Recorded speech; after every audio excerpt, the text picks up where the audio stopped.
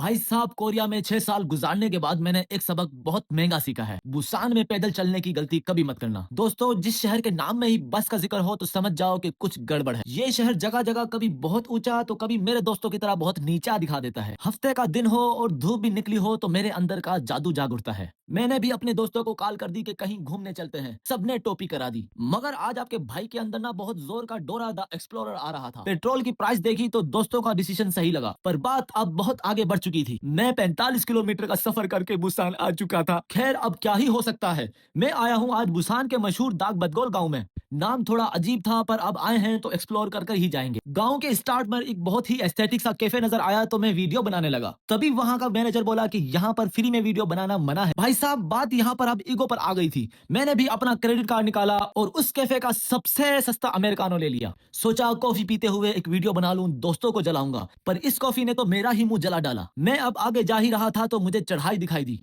पर आपका भाई आज हिम्मत तो हारने वाला नहीं था।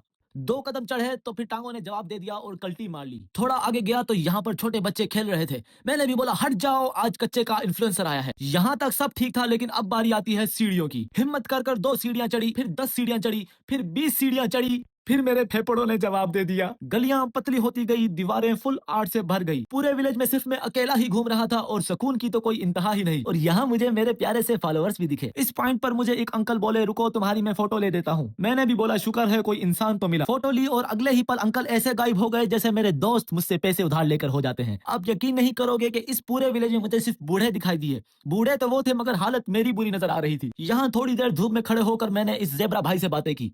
अच्छा जानवर है, कम से कम मेरे दोस्तों की तरह टोपी तो नहीं करवाता। फिर आगे गया तो और सीढ़ियां नजर आ गई। इतनी सीढ़ियां देखकर तो एक दफा मेरी टांगे भी मुझे गालियां देने लगी। दोस्तों, यहाँ से पीछे जाता तो बेइज्जती होती और ऊपर जाता तो मेरी मौत थी। मैंने ऊपर जाने का फैसला लिया। वैसे भी 2026 में तो दुनिया ही खत्म है। ऊपर पहुंचा तो बुसान की फेमस मोनो रेल दिखाई दी और साथ ही में बस भी गुजरती नजर आई। दोस्तों, मैं तो यहाँ सीढ़ियों से आ गया, लेकिन आप कभी आओ तो बस से आना। भाई को दुआएं दोगे, फॉलो तो वैसे भी नहीं देते तुम लोग। बाकी की कहानी अगले व्लॉग में सुनाऊंगा।